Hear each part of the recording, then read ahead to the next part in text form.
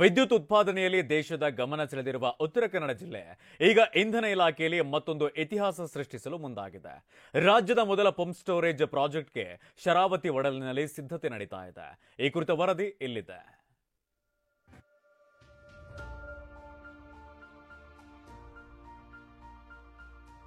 ವಿದ್ಯುತ್ ಉತ್ಪಾದನೆ ಮತ್ತು ಬಳಕೆಯಲ್ಲಿ ಸಮತೋಲನವನ್ನ ಕಾಯ್ದುಕೊಳ್ಳಲು ರಾಜ್ಯದ ಪ್ರಸಿದ್ಧ ಶರಾವತಿ ನದಿ ಸಾಕ್ಷಿಯಾಗಲಿದೆ.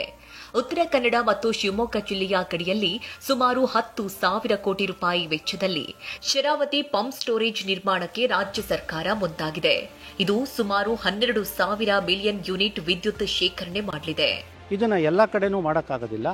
ಎಲ್ಲಿ ಮೇಲೆ ಕೆಳಗಡೆ 2 ರಿಸರ್ವಾಯರ್ಗಳು ಬೇಕೇ ಬೇಕು. ಆ ಒಂದು ಜಿಯೋಲಾಜಿಕಲ್ ನಮಗೆ ಇಲ್ಲಿ ಪ್ರಾವಿಷನ್ನ ಮಾಡಿಕೊಟ್ಟಿದೆ. ಆ ಒಂದು ವ್ಯವಸ್ಥೆ ಇಲ್ಲಿ ಆಲ್ರೆಡಿ ರೆಡಿಯಾಗಿರೋದ್ರಿಂದ ಅವೆರಡರ ಮಧ್ಯೆ ಒಂದು ಪವರ್ ಹೌಸ್ ಹಾಕಿ ಒಂದು ಎಲ್ಲ ಸಿಸ್ಟಮ್ನ ಟೋಟಲ್ ಅಂಡರ್ಗ್ರೌಂಡ್ ಮಾಡೋದ್ರಿಂದ ಆದಷ್ಟು ಅರಣ್ಯ ನಾಶ, ಕಾಡು ನಾಶ ತಪ್ಪಿಸೋದಕ್ಕೋಸ್ಕರ ನಾವು ಅದನ್ನು ಅಂಡರ್ಗ್ರೌಂಡ್ ಪ್ರಪೋಸ್ ಮಾಡಿ 2000 ಮೆಗಾವಾಟ್ನ ಈಗ ಪ್ರಾರಂಭ ಮಾಡ್ತಾ ಇದ್ದೀವಿ.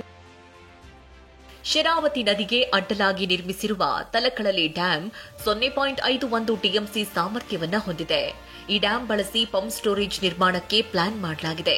ಹೊನ್ನಾವರ ತಾಲೂಕಿನ ಗೇರುಸೊಪ್ಪ ಜಲಾಶಯದಿಂದ ಸುಮಾರು 0.51 ಟಿಎಂಸಿ ನೀರನ್ನ ಟನಲ್ ಮೂಲಕ ಪಂಪ್ ಮಾಡಿ ತಲಕಳಲೆ ಡ್ಯಾಂಗೆ ಬಿಡಲಾಗುತ್ತೆ. ವಿದ್ಯುತ್ ಉತ್ಪಾದನೆ ಪ್ರಮಾಣ ಕಡಿಮೆಯಾದ ವೇಳೆ ಅದೇ ನೀರನ್ನ ಕೆಳಗೆ ಬಿಟ್ಟು ವಿದ್ಯುತ್ ಉತ್ಪಾದನೆ ಮಾಡುವ ಗುರಿ ಹೊಂದಲಾಗಿದೆ. ಇದು ಕರ್ನಾಟಕದಲ್ಲೇ ಕಮಿಷನ್ ಆದರೆ ಮೊದಲನೇ ಪ್ರಾಜೆಕ್ಟ್ ಆಗುತ್ತೆ.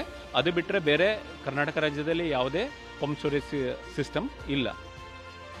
ದೇಶದ ಬೇರೆ ರಾಜ್ಯಗಳಲ್ಲಿ ವಿದ್ಯುತ್ ಪಂಪ್ ಸ್ಟೋರೇಜ್ ಪ್ರಾಜೆಕ್ಟ್ ಸಕ್ಸಸ್ ಆಗಿದ್ದು ಒಟ್ಟು 4,786 ಮೆಗಾವ್ಯಾಟ್ ವಿದ್ಯುತ್ ಶೇಖರಣೆ ಮಾಡಲಾಗ್ತಾ ಇದೆ.